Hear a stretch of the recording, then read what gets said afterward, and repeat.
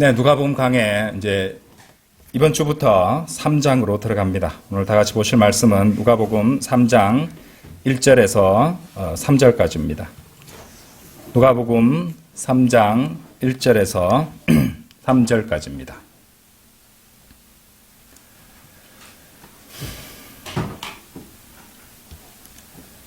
네, 제가 받들어 읽겠습니다. 이제 티베리우스 카이사르의 통치 15년째가 되던 해, 곧 본디오 빌라도가 유대의 총독으로 있고 헤롯이 갈릴리의 분봉왕으로 있으며 그의 형제 빌립이 이투레아의 분봉왕이자 트라코니티스 구역의 분봉왕으로 있고 루사니아스가 아빌레네의 분봉왕으로 있으며 안나스와 카야파스가 대제사장들로 있을 때 하나님의 말씀이 광야 가운데 있는 사카랴의 아들 요한에게 임하였더라. 그러자 그는 요르단 근방의 모든 지방에 이르러 죄들의 사면으로 인하여 회개의 침례를 선포하였더라.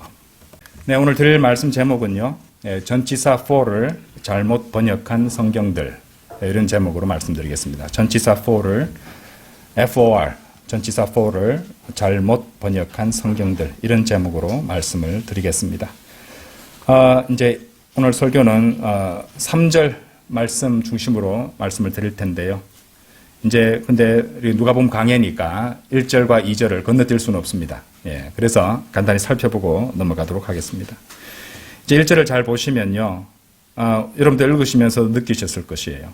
예, 정확한 역사적 기간이 등장하고 있고 또 인물들도 실명이 등장하고 있습니다. 그래서 의사 누가는 이 기록을 하면서 그 당시에 정확한 시대, 누가 통치했고 누가 어디를 다스렸고 이름들을 갖다가 정확히 제시하고 있습니다. 그것이 무엇을 의미하는 것입니까? 이거는 신화나 우화가 아니다. 이거는 뭐 전설을 갖다가 이렇게 대충 편집해서 말하는 것이 아니라 실제 사실이라는 그 확신을 우리에게 분명히 심어주는 그런 대목이라고 하겠습니다. 여기 나오는 이제 로마 황제 티베리우스는요, 티베리우스 이제 카이사르라고 나오죠. 티베리우스 카이사르. 이제 이 사람은 아우구스투스 뒤를 이어서 통치했던 자입니다. 당시에 또 헤롯 대왕의 왕국은 뭐 마태복음 2장에도 나오지만은 네 부분으로 나눠져 있었어요. 그래서 이제 여기에 분봉왕이라는 명칭이 나오고 있습니다. 한 왕국을 이제 네 개로 쪼개서 그 4분의 1을 이제 다스리는 왕을 분봉왕이라고 그렇게 호칭을 쓰는 것이죠. 그래서 이제 헤롯의 아들인 안티파스는 갈릴리 지역을 다스렸고 안티파스의 배다른 형제인 빌립은 이투레아를 다스렸으며, 그리고 잘 알려져 있지 않은 인물인 루사니아스는 아빌레네를 통치했다고 하고, 유대 지역은 본디오 빌라도를 총독으로 한 로마의 관리하에 있었던 것입니다. 이 한편 이투레아와 아빌레네는요, 지금 보니까 여기 나오지만은 이투레아와 아빌레네는 이제 그 성경 지도책을 펼쳐도 우리가 정확하게 찾아볼 수 있는 그런 지명들이라고 생각하시면 됩니다. 자, 2절이에요. 안나스와 카야파스가 대제사장들로 있을 때 하나님의 말씀이 광야 가운데 있는 사카랴의 아들 요한에게 임하였더라, 이렇게 나옵니다. 자, 근데 여기 보시면은 당장에 눈에 하나 띄는 부분이 있죠. 대제사장들이라고 나왔습니다. 안나스와 카야파스 해서 대제사장들 2명이 나오고 있습니다. 근데 뭐 이상한 거 아니죠. 이스라엘의 역사 중에 보면은 이 동시대에 함께 섬기고 있던 2명의 대제사장들이 있었던 때가 있었어요. 이제 일반적으로 그것을 어떻게 설명하냐면은 이제 안나스가 너무 나이가 많다 보니 그 매일의 섬김을 자신의 사위가 되는 이 카야파스에게 넘겨줬다는 그런 얘기입니다. 실제로 이렇게 보시면은 그 요한복음 18장 13절에 보시면은 그 해의 대제사장이었던 카야파스의 장인이었기 때문이라. 왜냐하면은 먼저 안나스에게 예수님을 끌고 가는 그런 대목에서 안나스가 카야파스의 장인이라는 그 진술이 요한복음 18장 13절에 나오는 것이죠. 뭐 이렇게 두 명이 함께 섬기는 것, 대제사장이 2명이 있어서 함께 섬기는 것은 뭐 이상한 것이 없었습니다. 다윗의 시대에도 이제 같은 동시대에 사독과 아히멜렉이 대제사장으로 같은 때에 섬겼다는 기록이 나옵니다. 사무엘하 8장 17절에 나오고요. 그 뒤에 사독과 아비아달이 대제사장으로 함께 섬기는 내용이 사무엘하 15장 35절에도 나옵니다. 열왕기하 25장 18절에 보시면은 유다가 포로로 잡혀갔을 때 수석 제사장 스라야와 차석 제사장 스바냐가 이렇게 언급되는 부분도 있습니다. 그렇죠? 이제 그 포로 생활에서 돌아왔을 때 또 대제사장 요수아와 또 요시아가 차석 제사장으로 있었다는 것이 스가랴 6장 14절에도 나오는 것이죠. 그래서 이제 안나스 장인이고 카야파스, 그죠? 카야파스가 이제 사위인데 이렇게 대제사장들이 동시에 현직에 있었던 그것은 전혀 문제가 될 게 없습니다. 또 요한의 설명에 있어서도 함께 비교해봐도 모순점이 없다는 것이죠. 자, 1, 2절은 그 정도 설명으로 넘어가고요. 3절을 보시겠습니다. 3절 말씀. 다시 한번 읽어볼게요. 그러자 그는 요르단 근방의 모든 지방에 이르러 죄들의 사면으로 인하여 회개의 침례를 선포하였더라. 죄들의 사면으로 인하여 회개의 침례를 선포하게 된 이 역사적인 또 구체적인 배경이 누가복음 3장 1절 2절에서 방금 이제 주어졌다는 것이죠. 우리가 그것을 읽었습니다. 자, 이 3절에 보시면요, 우리가 눈여겨봐야 될 부분이 있습니다. 어느 부분이냐면요, 죄들의 사면으로 인하여라는 표현이에요. 자, 영어 킹제임스 성경 표현을 보시면요, for the remission of sins, for the remission of sins라고 되어 있습니다. for the remission of sins. 이 전치사 for가 나오잖아요, 그렇죠? 이제 영어를 공부하시면 사전 보면 아시겠지만요, for는 이제 크게 두 가지 용법이 이제 중요한데, 먼저 뭐뭐 때문에, 뭐뭐 인하여라는 뜻이 있다. for는요, 그렇죠? Thank you for 할 때 for는 그 뒤에 나오는 것들이 그 감사하게 여기는 이유가 나오잖아요. for, 그렇죠? 그 다음에 for는 위하여라는 뜻도 있습니다. 그래서 전치사 for는 위하여도 되고 인하여도 되는데, 이제 문맥에서 맞게 뜻을 선택을 하는 것이죠. 자, 하나님께서 성경을 기록하셨을 때 선택의 여지를 주는 것은 뭐 때문에 선택의 여지를 주신 것입니까? 성령님께서는 한 가지 뜻으로 기록하셨죠. 성령님께서는 무슨 뜻으로 기록하신지 두 가지 뜻을 나타내는 부분도 있을 수는 있습니다. 성령님께서는 하지만 그 뜻을 정확한 뜻을 그분의 말씀들을 통해서 성경 기록들을 비교해서 정확히 파악해서 우리가 알 수 있도록 해주셨어요. 자, 그런데 그런 것들을 따지지 않는 사람은 자기 마음과 자기가 믿는 신념을 그 번역에 있어서 드러내겠죠. 이런 것들을 한번 생각해 볼 수 있다는 것입니다. 우리 표준 킹제임스 성경에는 죄들의 사면으로 인하여라고 되어 있는데, 흠정역 400주년 기념판을 저한테 파일이 있어서 열어봤더니 이렇게 되어 있습니다. 그가 요르단 부근에 온 지역으로 가서 누가복음 3장 3절요. 죄들의 사면을 얻게 하는 회개의 침례를 선포하였는데, 이래 되어 있습니다. 그러니까 죄들의 사면을 얻게 하는 회개의 침례를 선포하였는데, 그것을 그대로 번역한 것도 아니고 아주 오묘하게 해놨습니다. 근데 쉽게 말해서 회개의 침례가 죄들의 사면을 얻게 해주는 그런 용도로 쓰인다는 것이잖아요. 자, 이 번역은요. 그러니까 회개의 침례는 어떤 거냐면은 죄들의 사면을 얻게 하기 위한, 얻게 하는 용도의 회개의 침례라는 겁니다.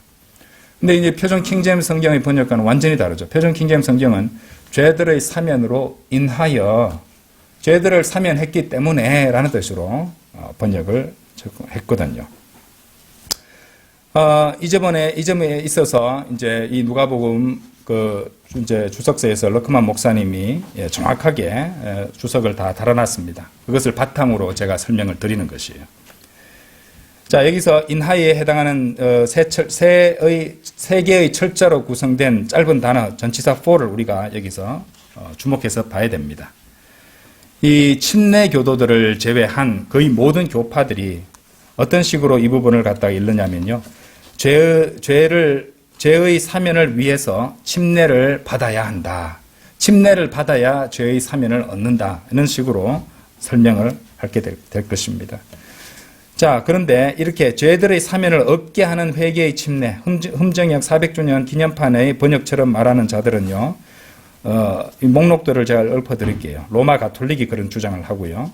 그리스 정교회, 영국 성공회, 그리고 루터교, 장로교, 감리교, 그리스도의 교회. 그리스도의 교회 알죠? 미국에서는 보통 캠벨파, 침례로서 구원을 받는다고 주장하는 자들입니다. 우리나라에는 그리스도의 교회로 들어가 있어요. 예. 그리고 많은 은사주의 무리들이 또 그런 식의 주장을 한다는 것입니다.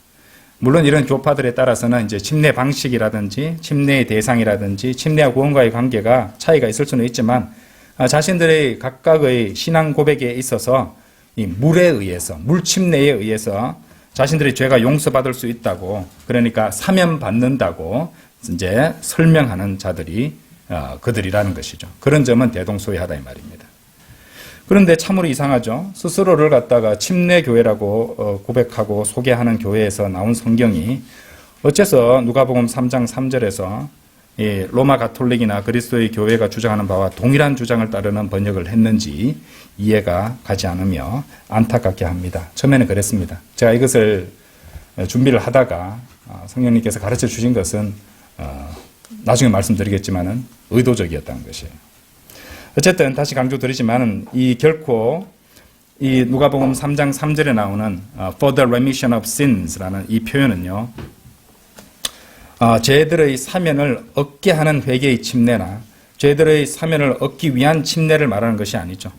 표준 킹제임스 성경에 정확히 번역된 바 죄들의 사면으로 인하여가 정확합니다. 이것을 증명하겠습니다. 자, 미국 초등학교 3학년 학생들이 배우는 영어에 대해서 잠시 설명을 드릴게요. 자, 어떤 사람이 도둑질을 한 것으로 인하여 감옥에 간다면, 이제 도둑질을 한 것으로, 훔친 것으로 인하여 할 때 영어 표현으로 뭐 쓰냐면요, for stealing 이라고 하잖아요. for stealing. 그러면은 도둑질을 했기 때문에 도둑질로 인하여 감옥에 간 것이 맞지, 도둑질 하기 위해 감옥에 간 건 아닙니다. 그죠? 그죠? went to jail for stealing. 이 말은 stealing 했기 때문에 감옥에 갔다는 말이지. 예. 도둑질을 하기 위해서 감옥에 갔다는 말은 일반적으로 그렇게 해석하지 않습니다. 도둑질 했기 때문에 감옥 간다는 말이죠. 예수 그리스도께서 여러분들의 죄들로 인하여 죽으셨죠? 그렇죠? 물론 그렇습니다. 그렇죠? 예. 자, 여러분이 죄를 짓게 하기 위해서 예수님이 죽으셨어요? 아니죠. 예. 우리 죄로 인하여 죽으셨다는 것입니다. 여러분들이 죄를 지었기 때문에 그분께서 죽으신 것이죠. 여러분의 죄들 때문에 명백히 죽으셨다는 것입니다. 그 점은 쉽게 이해할 수 있죠. 이런 경우에 전치사 for의 의미를 파악하기는 아주 쉽습니다. 그런데 지금 우리가 보고 다르게도 보는 부분들에 있어서는 상당히 헷갈리기도 하고 실제로 그냥 아무 생각 없이 보면은 이렇게 어떤 것을 얻기 위하여의 뜻으로 그 같이 보이는 그런 구절들도 존재하는 건 사실입니다. 하지만 우리가 아까도 말씀드렸지만은 이 문제를 갖다가 성경 기록으로 비교해서 제대로 연구해 본다면은 그 구절에서조차도 그것을 의미하는 것이 아니다, 위하여가 아니다, 인하여가 맞다를 깨달을 수 있다는 것이죠. 그렇죠? 자, 마태복음 26장 28절 한번 열어보십시오. 마태복음 한번.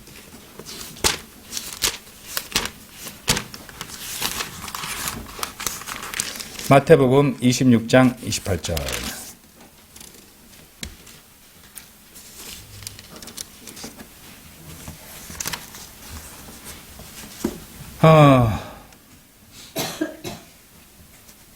자, 여기도 보시면요, 영어를 먼저 보세요. 영어 잘 모르신 분도 그냥 보시면은 for the remission of sins라는 표현이 똑같이 들어있습니다. 그렇죠? 자, 성경에 for the, 좀 있으면 자세히 설명을 드릴 것인데 for the remission of sins라는 표현은요, 총 5군데 나옵니다. 근데 이제 그 중에 2개는 같은 상황이기 때문에 이제 크게는 또 4가지라, 4부분이라고 말할 수 있는데 어쨌든 5군데가 나오는데요. 그 중에 하나가 이제 아까 보셨던 누가복음 3장 3절이었고 또 마태복음 26장 28절 요 부분입니다. 요 부분에도 나오는데 한번 보실게요. 이는 이것이 죄들의 사면으로 인하여, 일관성 있게 번역했죠. 많은 이들을 위하여 흘려지는 새 유언 언약에 속한 나의 피이기 때문이라 라고 되어 있습니다. 그렇죠? 새 유언 언약은요, The New Testament입니다. The New Testament. 그렇죠? 자, 이 부분을 이제 흥정역 400주년 기념판은 어떻게 되어 있냐면요. 이것은 죄들의 사면을 얻게 하려고 이렇게 되어 있습니다. 자, 죄들의 사면으로 인하여는 이미 사면했다는 뜻이고요. 죄들의 사면을 얻게 하려고 이제 이것은 예수님 말씀하는 시점에서는 이제 얻게 하려고 뭐 이런 식으로 말씀하시는 부분이죠. 많은 사람을 위하여 흘린 피, 나의 피 곧 새 상속 언약의 피니라. 그래서 이 죄들의 사면으로 인하여를 갖다가 표준 킹제임스 그렇게 돼 있죠. 죄들의 사면을 얻게 하려고로 이제 흥정역에서는 그렇게 번역을 하고 있습니다. 그럼 여러분들은 이제 제가 이렇게 설명을 드리면 보통 이렇게 생각할 수 있어요.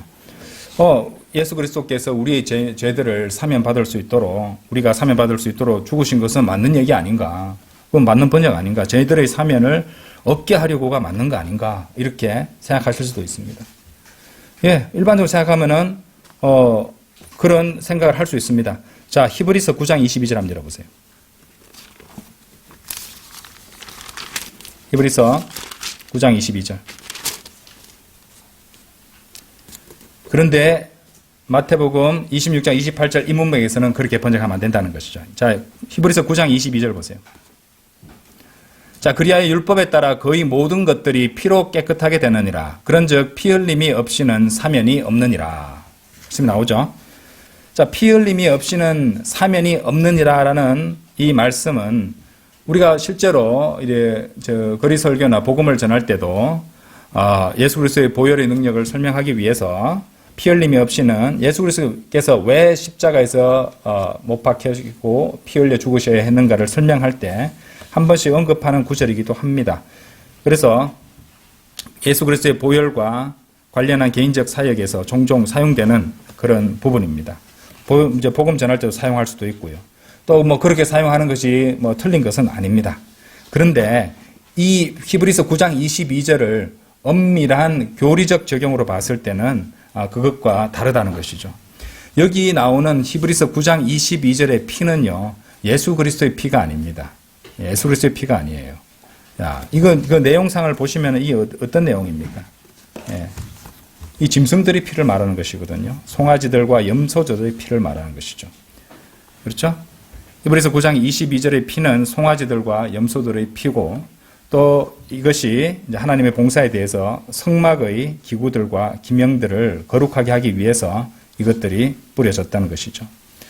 자, 그래서 히브리서 9장 19절 한번 보세요. 히브리서 9장 19절. 이는 모세가 모든 백성에게 율법에 따른 모든 규범을 저마다 전하였을 때 그가 송아지들의 피와 염소들의 피를 물과 주홍색 양털과 우슬초와 더불어 취하여 그 책에도 뿌리고 그 모든 백성에도 뿌리면서, 자, 20절 말하기를 이것은 유언 언약의 피니 하나님께서 너희에게 지시하신 것이라 하였더라. 이뿐만 아니라 그는 피를 성막에도 뿌리고 사역과 관련된 모든 그릇들에도 뿌렸느니라. 자, 이런 것들은 이제 송아지들과 염소들의 피예요. 예, 첫 유언 언약에서 해당하는 것을 말하고 있었죠. 23절도 보세요. 그러므로 하늘에 있는 것들의 모형들은 이것들로 정화될 필요가 있었느니라. 모형들은 그렇다는 말이죠. 그러나 하늘에 있는 것들 그 자체는 이것들보다 더 좋은 희생 제물들로 정화될 필요가 있었느니라 라고 말씀하시고 있습니다. 그래서 율법 하에서 하나님께서는 송아지들, 염소들의 피에 근거해서 죄를 그렇게 사면하시곤 했던 것이에요. 그런데 하나님께서는 그 죄들을 제거하시지는 않았습니다. 구약시대에. 그래서 히브리서에 그 이유가 나옵니다. 10장 4절 보세요. 히브리서 10장 4절. 한계들이 있었다는 것이죠. 이는 수소들의 피와 염소들의 피가 죄들을 제거하는 것이 뭐라고요? 불가능하기 때문이라고 되어 있었어요. 죄들을 짐승들의 피, 그러니까 송아지들의 피, 수소들의 피, 그렇죠? 염소들의 피는 죄들을 제거할 수 없다고 한계점을 히브리서 10장 4절에서 분명히 드러내고 있다는 것입니다. 그래서 4,000년 동안 하나님께서는 이 죄들을 제거하는 것, 구속하지 않고서 그 죄들을 사면해 오던, 용서만 해오던, 용서하되 이제 사면해 오셨다는 말입니다. 제거한 것은 아니었다는 말이죠. 왜냐하면 죄들을, 그분은 의로우시고 공의로우신 분이기 때문에 근거가 없으면 그렇게 하실 수 없는 것이죠. 죄들을 제거하실 수 있는 근거가 없었다는 것입니다. 왜? 송아지들과 염소들의 피, 수소들과 염소들의 피로서는 죄들을 어떻게 해요? 제거하는 것이 불가능하기 때문에 사면만 해오셨던 것이에요. 구약시대 첫 유언 언약 하에서는 말입니다. 그렇죠? 그런데 갈보리 십자가에서 상황이 달라졌던 것이에요. 무엇이냐? 예수 그리스도의 피가 죄들을 사면하는 것 이상을 하실 수 있는 피였기 때문입니다. 그래서 우리는 보혈이라고 부르잖아요. 그렇죠? 골로새서 1장 14절 보세요. 골로새서 1장 14절. 골로새서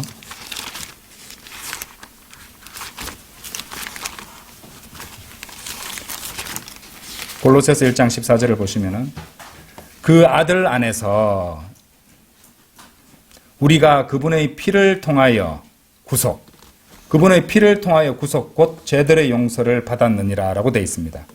여러분들 개역 성경에는요 그분의 피를 통하여를 삭제해버렸습니다. 그러면 어떻게 됩니까? 구속과 죄들의 용서가 그냥 같은 게 되어버리잖아요. 죄를 제거하는 것과 용서가 같은 게 되어버려요. 아니죠? 예수 그리스도의 보혈이 없이는, 그분의 피가 없이는 죄를 제거할 수 없다니까요. 하나님의 피가 아니고서는 죄를 제거할 수 없습니다. 그렇죠? 그런데 개역 성경에서는 그분의 피를 통하여를 삭제해버렸어요. 예.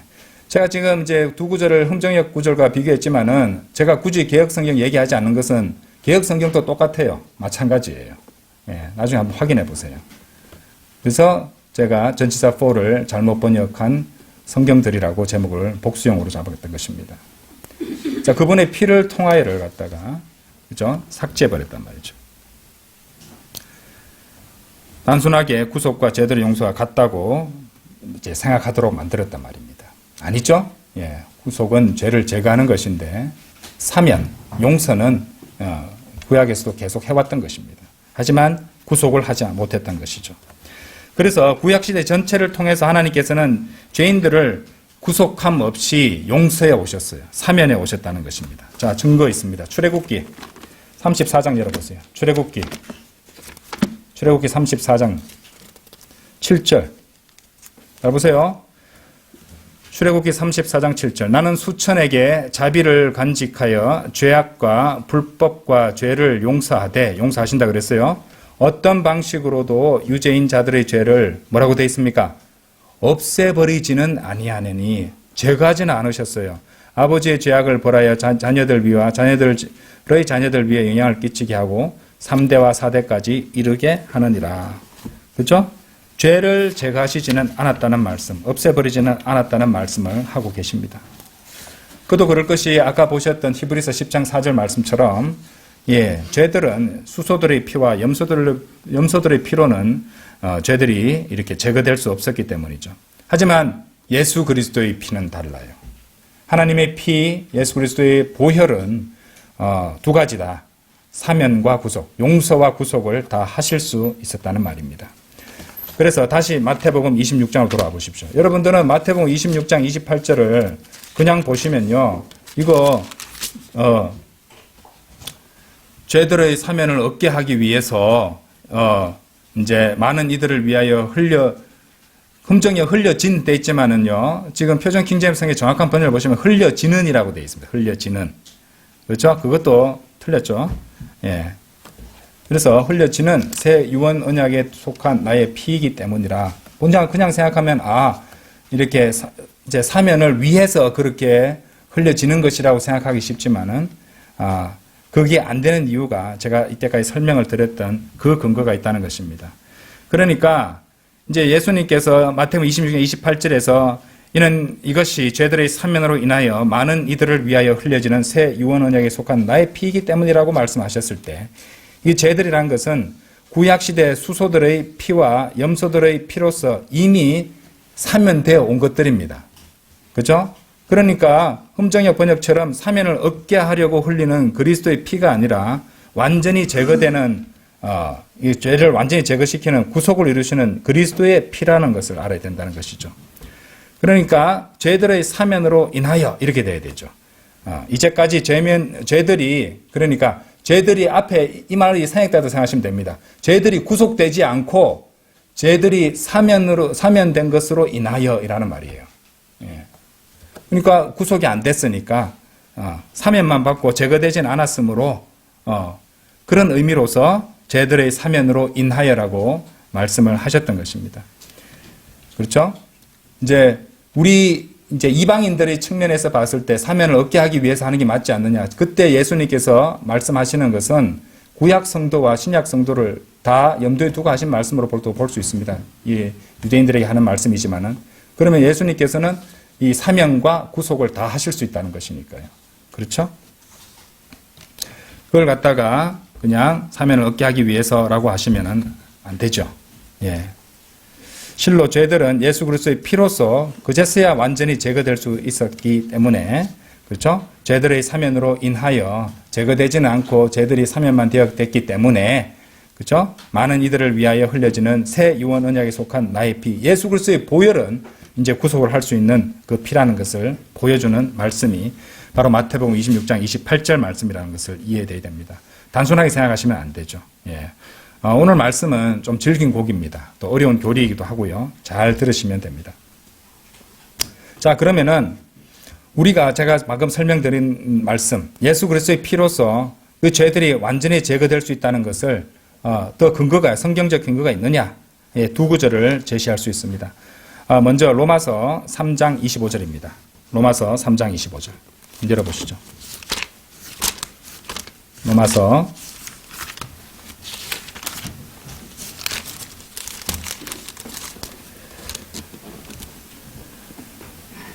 자, 우리 로마서 3장은요, 우리 복음 전할 때도 굉장히 많이 인용하는 말씀이죠. 그렇죠? 23절부터, 22절부터 볼게요. 자, 제가 보려는 말씀은 25절인데, 22절부터 보겠습니다. 곧 예수 그리스도의 믿음에 의하여 하나님의 의가 모두에게 이루고, 믿는 모든 자들 위에 임하느니라. 이는 거기에 차이가 전혀 없기 때문이라. 이는 모든 사람이 죄를 지었기 때문에 하나님의 영광에 이르지 못하다가, 그리스도 예수 안에 있는 구속을 통하여, 구속 나왔죠? 그리스도 예수 안에 구속을 통하여 그분의 은혜로 값없이 정당함을 입증받았느니라. 25절. 하나님께서 그리스도를 그분의 피의 믿음을 통하여 화해 제물이 되도록 세우셨으니 하나님의 인내하심을 통해 과거에 있던 죄들의 사면으로 인하여, 여러분들 이게 무슨 말입니까? 과거에 이제 송아지들과 염소들의 피로 하나님께서 이제 그렇게 해서 죄들을 사면받을 수 있는 방법을 주셨잖아요. 그죠? 구약시대에. 그래서 과거에 있던 죄들의 사면으로 인하여 그 말입니다. 그러니까 이 말이 무슨 말이냐면 똑같은 for the remission of sins로 영어 표현이 그대로 나왔던 것인데, 그냥 구약시대에는 계속 구속이 되지 않고 사면만 되어 왔다 이 말이죠. 그렇죠? 죄들의 사면으로 인하여 이제 그분의 의를 선언하려 하심이라. 사면해서 그분의 의를 선언한 것이 아니고요. 죄들이 구속되지 않고 사면되어 왔기 때문에 그분의 의를 선언하신다는 말입니다. 그분의 의가 뭐였습니까? 자, 22절 가보세요. 그렇죠? 예수 그리스도의 믿음에 의하여 하나님의 의가 모두에게 이루고 믿는 모든 자들에게 임하느니라. 22절과 연결시켜 보세요. 그럼 그분의 의를 선언하시는 것은 언제만 가능합니까? 예수 그리스도께서 오셔야만 가능해지는 겁니다. 예수 그리스도께서 오심으로써 하나님의 의가 선언된 것이에요. 그 말입니다, 지금. 구약시대에는 계속 어떻게 됐단 말입니까? 25절. 과거에 있던 죄들의 사면으로 인하여, 사면만 됐다는 것이죠. 그것으로 인해서 죄들이 제거되지는 않았어. 이제 그분의 의를 선언하시는데 예수 그리스도 오셔서 선언한단 말입니다. 그것이 한번 보세요. 26절. 내가 말하노니 이때에 그분의 의를 선언하시어 그분께서 정당하게 되시고, 또한 자, 예수님 오셨으니까 그 다음에 이제 이거는 예수님 이후에 그분을 믿어서 구원받는 사람 얘기가 나오고 있어요. 하나님을 믿는 자의 정당함을 입증하시는 분이 되려 하심이라고 나와 있습니다. 아시겠죠? 그러니까 25절, 26절 보시면은 이제 구약시대 그렇게 동물의 피를 가지고 사면받았던 사람들과 26절의 후반부 보시면 예수를 믿는 자의 정당을 입증하시는 분에 대한 얘기가 다 나오고 있는 것으로 우리가 이해를 할 수 있다는 것이죠. 이 부분이 상당히 중요한 증거가 됩니다. 그런데 이 로마서 3장 25절에 흠정역 400주년판 어떻게 번역을 해놨냐면은 과거의 죄들을 사면하심으로써 라고 해놨습니다. 과거의 죄들을 사면하심으로써. 자, 이 부분은요, 문맥상 아무리 봐도 정확하게 사면을 하셨다는 말을 갖다가 할 수밖에 없습니다. 그런데 저는 이제 감탄을 했는 게 아주 교묘한 번역을 해놨어요. 과거의 죄들을 사면하심으로써. 그러면은 하심으로써라는 말은 과거에 사면했다는 뜻도 되고요. 장차 사면할 거라는 뜻도 담을 수 있습니다. 이 표현만 가지고 하면은. 이게 애매한 번역이기 때문에. 그런데 실제로 영어는 for the remission of sins 똑같은 영어거든요. 이거를 갖다가 일관성 없게 하는데 어떤 의도를 갖고 여기서는 정확하게 그렇게 할 수밖에 없는데도 불구하고 죄들을 사면하심으로써라고 의도성을 갖고 애매한 번역을 해놨다는 것입니다. 그래서 대단한 IQ를 지닌 분이 이렇게 했으니 분명하다는 생각이 듭니다. 그래서 너무 놀랐어요. 자, 무슨 말인지 이제 이해를 하시죠. 그래서 로마서 3장 25절에 for the remission of sins라는 이 표현, 이것도 역시 똑같이 죄들의 사면을 얻게 하려고 이러면 안 되고요. 죄들의 사면으로 인하여라고 번역하는 것이 정확합니다.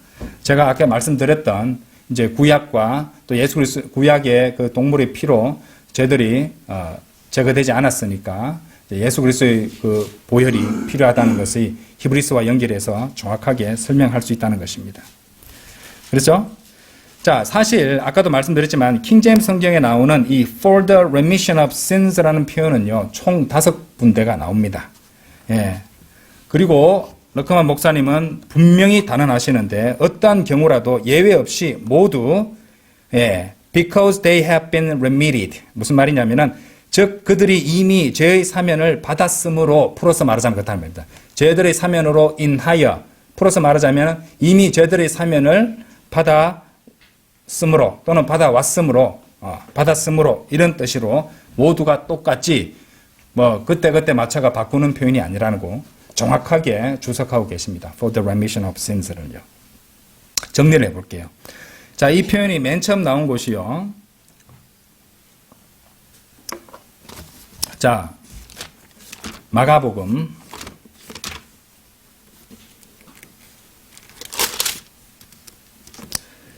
1장 4절 열어보세요. 마가복음 1장 4절. 요한이 광야 가운데서 침례를 주었으며 죄들의 사면으로 인하여 그죠? 역시 영어 표현 보시면은 뭐라고 되어 있습니까? For the remission of sins라고 되어 있습니다. 죄들의 사면으로 인하여. 제가 요 상황이 누가복음 3장 3절과 같다고 말씀드렸죠. 그래서 5군데지만 네 군데라고도 말할 수 있다. 그런 의미에서 그렇게 말씀드린 겁니다. 똑같죠? 그 부분을 갖다가 이제 이것이 지금 요 보시면은 누가복음 3장 3절이나 마가복음 1장 4절은 이제 요한의 침례에 대한 얘기입니다. 요한의 침례, 회개의 침례, 그죠? 거기서 for the remission of sins, 죄들의 사면으로 인하여 이렇게 번역을 해야 된다는 거죠. 그런데 흠정역에서 마가복음 1장 4절은 어떻게 되어 있냐면은 죄들의 사면을 얻게 하는 회개의 침례, 마찬가지로 누가복음 같이 그렇게 죄들의 사면을 얻게 하는 회개의 침례. 그럼 침례를 받아야 죄들의 사면을 얻는다는 뜻으로 번역을 해놨단 말입니다. 아니죠. 사면을 받았으므로. 자, 이거를 이제, 왜냐하면, 왜 여기서 이렇게 표현을 하냐면은 제가 마지막에 그 부분을 설명드릴 건데, 간단히 말씀드릴게요. 일단은 이 요한의 침례는 뭐냐면은, 요한복음 1장, 31절 한번 열어보세요. 요한이 요한의 침례를 준 목적이 있었습니다. 그 목적이 요한복음 1장 31절에 정확히 나와요. 그런즉 나는 그분을 몰랐으나 그분께서 이스라엘에게 명백히 나타나셔야 하므로 내가 와서 물로 침례를 주는도다. 자, 그러니까 이 요한이 주었던 침례는 우리가 이제 구원받고 나서 우리 신앙 고백의 차원에서 순종하는 침례와는 좀 달라요. 왜 다르냐면은 이것은 요한이 예수 그리스도를 갖다가 이제 명백히 드러내기 위해서 알려지게 하기 위해서 주었던 침례고 이 하나님의 진노 가운데 죽었던 이 죄인들의 이 죽음과 장사를 보여주는 침례였어요. 그렇죠? 그래서 예수님께서 오셔가지고 죄도 없으신 분이 침례를 받으려고 하니까 왜 그러십니까 하니까 이렇게 해서 의를 이루자고 하셨잖아요. 왜냐하면 예수님께서 침례 받으시는 대목이 굉장히 중요합니다. 죄인들의 자리에 그분께서 들어가신다는 그 뜻이었거든요.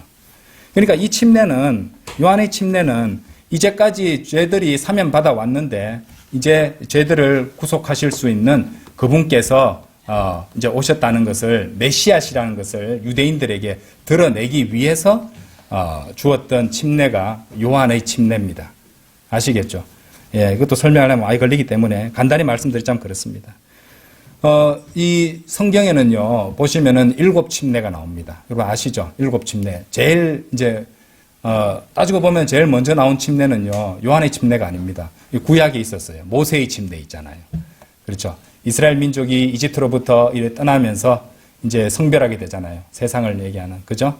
그래서 그것도 고린도전서 10장에서 영적으로 적용을 해서 설명을 하는 대목이 나옵니다. 어쨌든 그것이 모세의 침례가 있었고 요한의 침례가 있는 것이고요. 예수 그리스도의 십자가의 죽으심을 보여주는 죽음의 침례라는 것도 있습니다. 이제 그 침례라는 표현을 직접 쓰시거든요. 당연하죠. 예수님께서 이 기품을 통과해서 오셨다가 십자가에 죽으시고 하나님 진노하에서 십자가에 죽으시고 다시 돌아가시잖아요. 침례 받으신 게 다름없잖아요. 죽음의 침례. 그 다음에 이제 우리가 이제 거기 사도행전 2장 38절에 나오는 유대인의 침례가 있습니다. 유대인의 침례. 그거는 우리 이방인의 침례 다르죠. 이방인의 침례가 또 있고요. 이방인의 침례는 이제 사도행전 10장이라든지 아니면 그 간수가 가족들하고 받는 그 부분이 있잖아요. 사도행전 16장에 나오는 그 침례라든지 이런 건 이방인의 침례입니다. 또 있죠. 영적 침례, 성령 침례라고 하잖아요. 그죠? 구원받을 때 받는 그 침례도 성령 침례입니다. 또 있습니다. 불침례. 예. 결국에 이제 불의 호수에 던져져서 영원토록 고통을 겪게 되는 그런 어떤 저주잖아요. 그렇죠? 저주의 침례, 불침례까지 있습니다. 침례가 7개가 있습니다. 그 중에 하나가 요한의 침례인데 요한의 침례는 아까도 말씀드렸지만 이스라엘 민족에게 메시아이신 예수 그리스도를 드러내기 위해서 주었던 침례라는 것입니다. 그래서 그런 상황에서 죄들의 사면으로 인하여, 그죠? 지금 인하여 회개의 침례를 선포하였더라.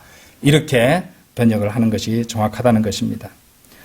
그렇죠? 역시 이제 흠정역은 침례를 받아서 사면을 얻는다는 식으로 번역을 해버렸죠. 그리고 아까 보셨던 마태복음 26장 28절도 예수 그리스도께서 최후의 만찬에서 새 유언 언약에 속한 그분의 피에 언급하셨을 때 그때 하신 말들이 역시 죄들의 사면으로 인하여라가 하면 정확한데 죄들의 사면을 얻게 하려고 흘려지는 인데 흘린 이렇게 또 오역을 해버려놨죠. 그렇죠? 자, 또 한 곳은 어디냐면요. 이 사도행전 나중에도 보겠습니다만은 사도행전 2장 38절 한번 보세요. 사도행전 2장 38절.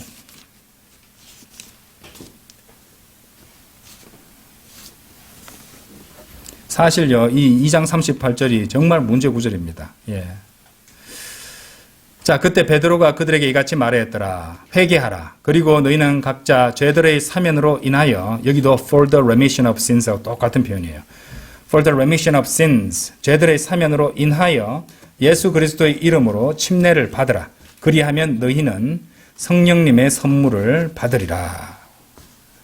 침례를 받으면 성령을 받는다고 이렇게, 그렇죠? 이름도 다릅니다. 예수 그리스도의 이름으로. 우리 이방인이 받는 그 성도는요, 아버지와 아들과 성령의 이름으로 받잖아요. 그렇죠? 그래서 주의 이름으로 이렇게 하면 주의 이름으로 받거나 주는 이제 아버지 하나님, 아들 하나님, 성령 하나님 다 되니까 그렇게 되어 있는데 여기는 예수 그리스도의 이름으로 침례를 받으라라고 말하는 이 대목인데 여기서도 for the remission of sins가 역시 죄들의 사면으로 인하여가 맞는데 뭐라고 했냐면은 400주년 기념판 흠정역은 이에 베드로가 그들에게 이르되 회개하고 너희 각 사람이 예수 그리스도의 이름으로 침례를 받아 죄들의 사면을 얻으라 이렇게 번역을 해놨습니다. 침례를 받으면 죄들의 사면을 얻는다고 돼버린다는 것이죠. 모르는 사람이 펼쳐서 이걸 보면은 침례 받으면 죄 받는 거구나, 세례 받으면 죄 받는 거기에 죄의 사면 받는구나 이런 식으로 보지 않겠습니까? 그렇죠? 예, 구분을 못하면은 엉망이 돼버린다는 것이죠. 자, 그리고 마지막 5번째가 좀 전에 보셨던 로마서 3장 25절 말씀이었던 것이죠. 그건 이미 봤으니까 뭐 보지는 않겠습니다. 자, 이렇게 5군데 그 어느 곳에서도 전치사 for는 인하여의 뜻으로 쓰인 것이지 하기 위하여 또는 하기 위한으로의 뜻으로 쓰이지 않았습니다. 그런데 흥정역과 개역 성경들은 그렇게 번역을 해놨다는 것이죠. 이 엄청난 어떤 그 진리와 교리를 갖다 가려버리는 아주 엄중한 차이점입니다. 자, 그래서 죄들의 사면으로 인하여는 죄들을 사면받는 문제가 이미 과거에 다 해결됐고 처리되고 이루어졌고 그래 됐다는 것을 말한다는 것이죠. 사람들이 죄들을 사면받기 위하여로 계속 오해하게 되는 이유 중에 하나가 아까도 보셨듯이 히브리서 9장 22절에 피 흘림이 없이는 사면이 없느니라 이런 말씀을 오해했기 때문이죠. 그리스도의 피가 아니라고 했습니다. 그거는 송아지들과 염소들의 피라고 했겠죠.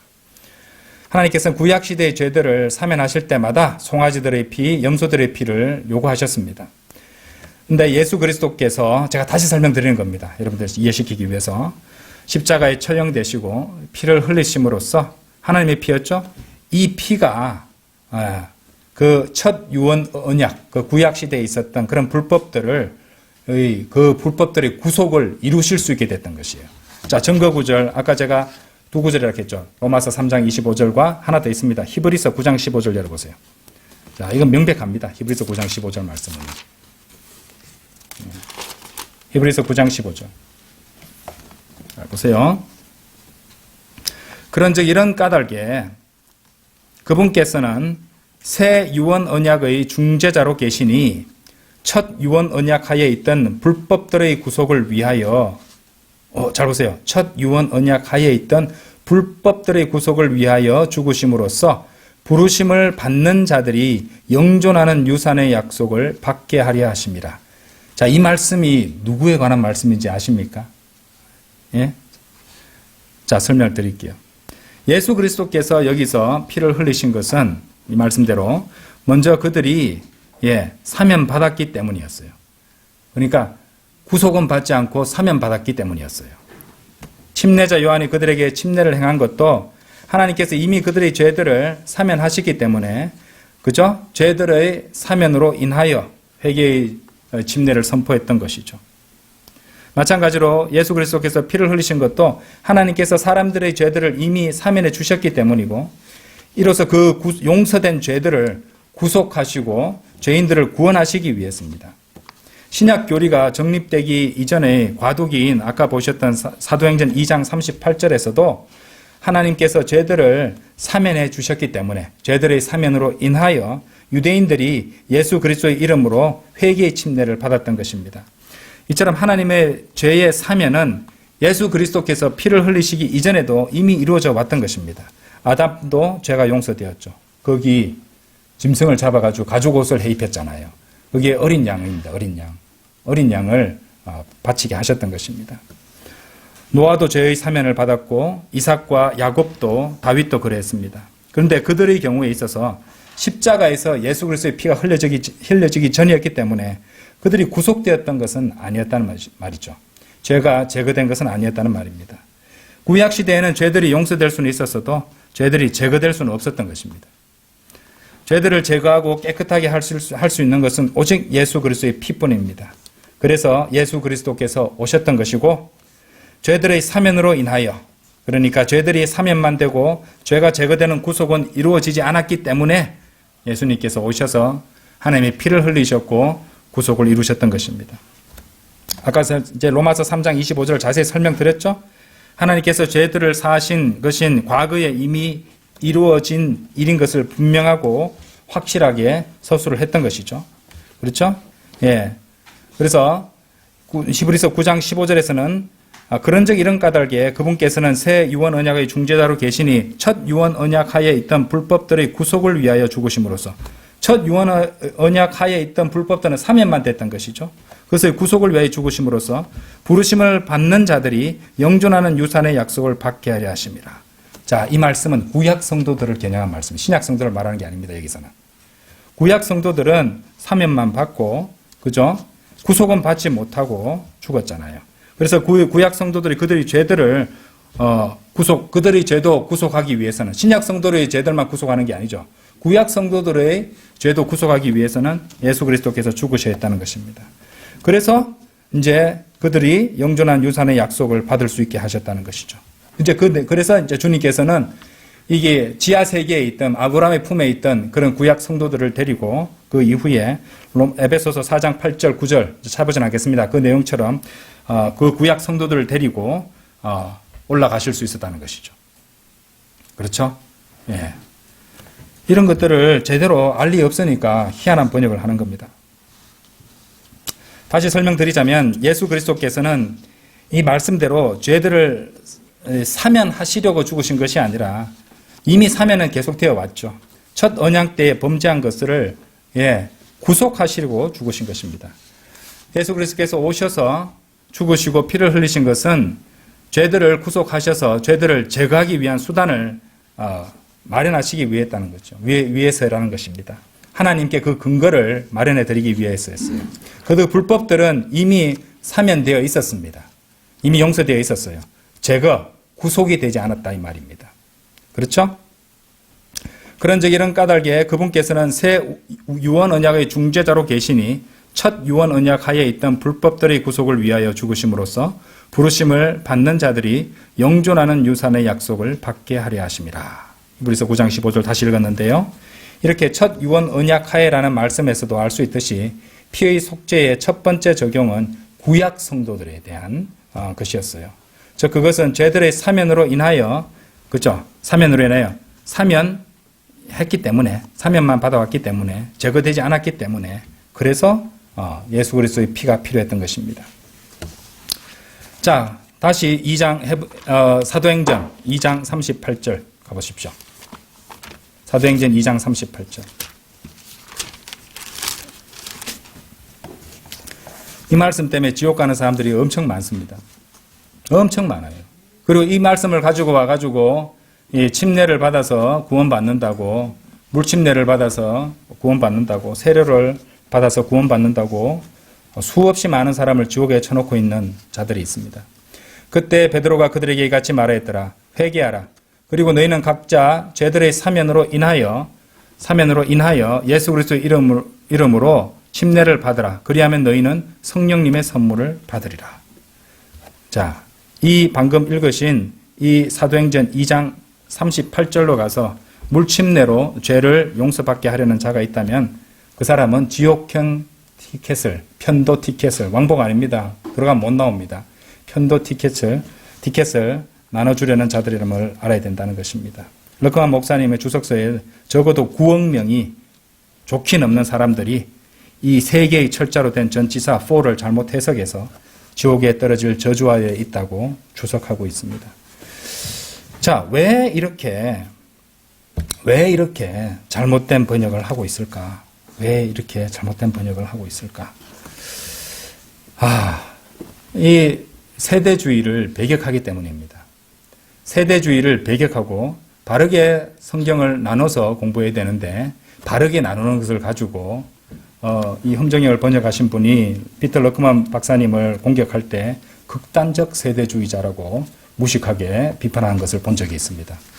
아니죠. 바르게 나누는 게 본인들이 안 나누니까 바르게 나누는 세대주의를 극단적 세대주의라고 하는 거죠. 극단적 세대주의자 따로 있습니다. 그죠? 그것도 잘 모르면서 그런 말씀 하시면 안 되죠. 그죠? 로마서부터 빌레몬서까지만 신약 성도들에게 주어졌다고 시간으로 무자들이 탁탁탁 나눠가지고 여기까지가 딱 보고 나머지는 신약 성도들한테 해당 없어 이렇게 주장하는 자들이 극단적 세대주의자들이죠. 우리는 아니죠. 우리 바이블 빌리버는 성경 전체를 다 하나님의 말씀으로 받고 우리 교훈으로도 적용하고 영적인 적용도 있고 교리적 적용도 하고 실제적 적용도 하고 교훈적 적용도 하는 그런 사람들이잖아요. 그렇기 때문에 이것은 제가 봤을 때 험정역 같은 경우에 그런 번역을 한 것들이 실수가 아니라고 봅니다. 충분히 그 정도 영어도 아시는 분들이고 다 아시는 분들인데 신념에 의해서 바른 교리를 인정하기 싫기 때문에 본인들의 교리에 맞춰가지고 하나님의 말씀 성경을 있는 그대로 번역하지 않고 성경 기록과 성경 기록을 비교하지 않고 자의적으로 번역한 결과라고 저는 결론을 내렸습니다. 제가 틀렸기를 바라는 마음입니다. 실수로 하셨으면 고치면 바른 말씀이 살아날 수 있으니까요. 자, 이 사도행전 2장 38절 여기 한번 보세요. 그리고 너희는 각자 죄들의 사면으로 인하여 예수 그리스도의 이름으로 침례를 받으라. For the remission of sins라고 되어 있잖아요. 그죠? 자, 이것은 제가 아까도 설명드렸지만은 이 7 침례 가운데 유대인의 침례입니다. 유대인의 침례. 이거 신약 성도들하고는 상관이 없는 겁니다. 유대인들에게 주어진 거예요. 유대인들. 그죠? 메시아를 죽인 이 유대인들에게 이제 선포되었던 그 침례가 바로 이 유대인의 침례가 사도행전 2장 38절입니다. 자, 같은 책 사도행전 10장 가보세요. 사도행전 10장.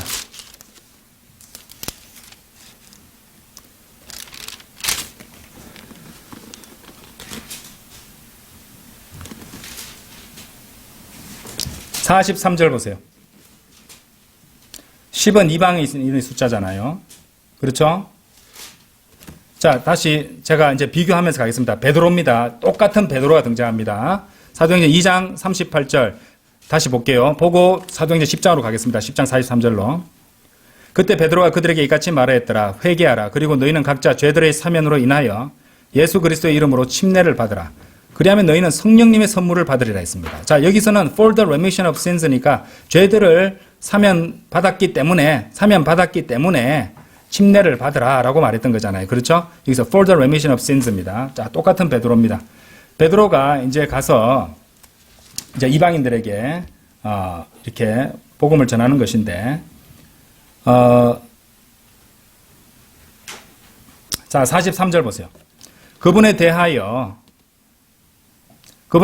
모든 예언자들이 증거하였으니 그의 이름을 통하여 그분을 믿는 자는 누구든지 죄들의 사면을 받으리라는 것이라.